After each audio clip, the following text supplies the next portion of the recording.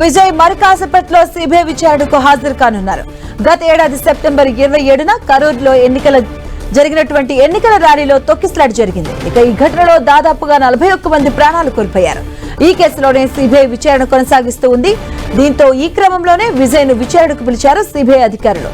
మరి కాసేపట్లో ఢిల్లీలోని సిబిఐ కార్యాలయంలో విజయ్ ను విచారించబోతున్నారు అధికారులు. ఇవాల్టి విచారణలో సిబిఐ ఏం ప్రశ్నలు అడగబోతుంది, సిబిఐ క్వశ్చన్ కు విజయ్ ఎలాంటి సమాధానాలు ఇవ్వబోతున్నారు అన్నది ఆసక్తికరంగా మారింది.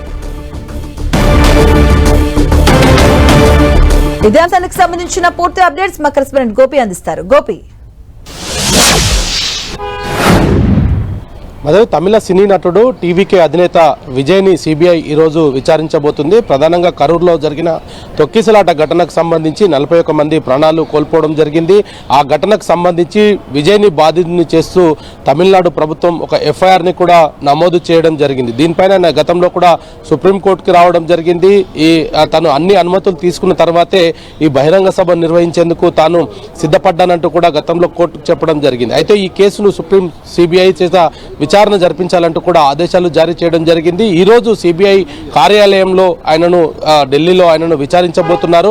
ముఖ్యంగా ఆ బస్సుకు సంబంధించి ఇప్పటికే బస్సు డ్రైవర్ వాంగ్మూలాన్ని కూడా సిబిఐ అధికారులు నమోదు చేయడం జరిగింది. ఆయన ఏదైతే ర్యాలీలో పాల్గొనడానికి ఆ బస్సును ఉపయోగించారో ఆ బస్సుకు సంబంధించిన ఇప్పటికే దాన్ని సిబిఐ అధికారులు సీజ్ కూడా చేశారు. గతంలో ఆ డ్రైవర్ ఇచ్చిన వాంగ్మూలాన్ని ఈరోజు విజయ్ ముందు ఉంచి సిబిఐ మరోసారి ప్రశ్నించనుంది.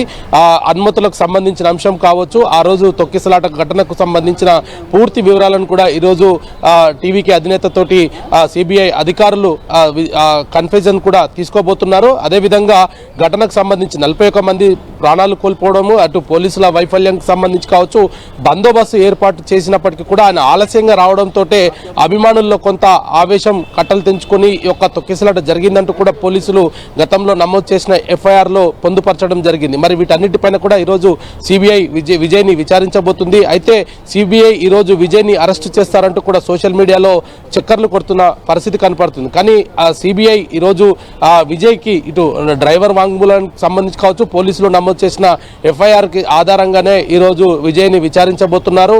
అదేవిధంగా బస్సు డ్రైవర్ వాంగ్మూలం ఇందులో చాలా కీలకంగా మారబోతుంది. ఎందుకంటే ఆయన గతంలో కూడా సిబిఐ అధికారులు ఆయనను విచారించిన సందర్భంలో కూడా ఆయన ఆ అంశాన్ని కూడా చెప్పడం జరిగింది. ఆలస్యానికి సంబంధించి కావచ్చు, రూటు ఏ విధంగా ఎక్కడి నుంచి ఎక్కడి వరకు వెళ్లారు, ఆ వెళ్ళిన రూట్ కు సంబంధించి విజయ్ ఆ సమయంలో ఏం మాట్లాడారు, ఇటువంటి అంశాలన్నింటినీ కూడా ఇప్పటికే సిబిఐ నమోదు చేసిన నేపథ్యంలో మరి విజయ్ తోటి ఈరోజు అధికారులు తొక్కిసలాట ఘటనకు సంబంధించిన అంశము, ప్రభుత్వానికి ఆయన ఎన్ని రోజుల ముందు ఈ యొక్క ర్యాలీకి సంబంధించి పర్మిషన్ తీసుకున్నారు, ఎంతమంది అభిమానులు ఆ ర్యాలీకి వస్తారంటూ కూడా ఆయన ఇటు అధికారులకు సమాచారం ఇచ్చారు. ఇటువంటి అంశాలపైన కూడా ఈరోజు సిబిఐ విజయ్ వాంగ్మూలాన్ని అయితే నమోదు చేయబోతుంది. మాధవి, గోపి, అంటే ఈరోజు విచారణలో విజయ్ వెర్షన్ ఎలా ఉండే అవకాశం ఉంటుంది? గతంలో కూడా ఆయన తమిళనాడు ప్రభుత్వం తనని కావాలనే ఈ కేసులో ఇరికిచ్చే ప్రయత్నం చేస్తుందంటూ కూడా ఆయన ఆరోపించడం జరిగింది. అదేవిధంగా పోలీసులకు ముందుగానే తాను అభిమానులకు సంబంధించిన అంశం కావచ్చు, అక్కడ బందోబస్తు ఏర్పాటుకు సంబంధించిన అంశంలో అన్ని అనుమతులు తీసుకున్న తర్వాతే తాను ఆ బస్సు యాత్ర చేస్తూ అక్కడికి చేరుకోవాలనుకున్నానన్న విషయాన్ని కూడా ఆయన గతంలో కూడా చెప్పడం జరిగింది.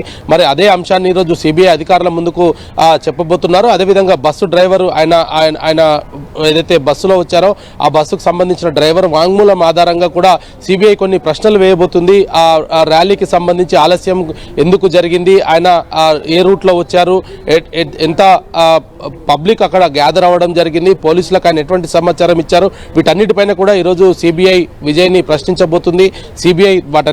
సిబిఐ అడిగిన ప్రశ్నలన్నిటికీ కూడా విజయ్ సమాధానం చెప్తారు. అదేవిధంగా ఆ ఘటనకు సంబంధించి ఆయన ఇప్పటికే కూడా తమిళనాడు ప్రభుత్వం తనను దోషిగా చిత్రీకరించే ప్రయత్నం చేస్తుందంటూ కూడా గతంలో ఆరోపించిన నేపథ్యంలో ఆయన వద్ద ఉన్న సాక్ష్యాలన్నింటినీ కూడా ఈరోజు సిబిఐ సేకరించబోతుంది. మరి ఈ ఒక్కరోజే విచారణ పూర్తి అవుతుందా లేదా మరొకసారి ఆయనను విచారణకు పిలుస్తారా అన్నది కూడా ఈరోజు సాయంత్రం వరకు అయితే తెలిసే అవకాశాలు కనపడుతున్నాయి. ఇప్పటికే ఆయన సిబిఐ కార్యాలయానికి చేరుకోవడం జరిగింది. మరి కాసేపట్లో ఆయన విచారణ కూడా ప్రారంభం కాబోతుంది. Right, thank you Gopi.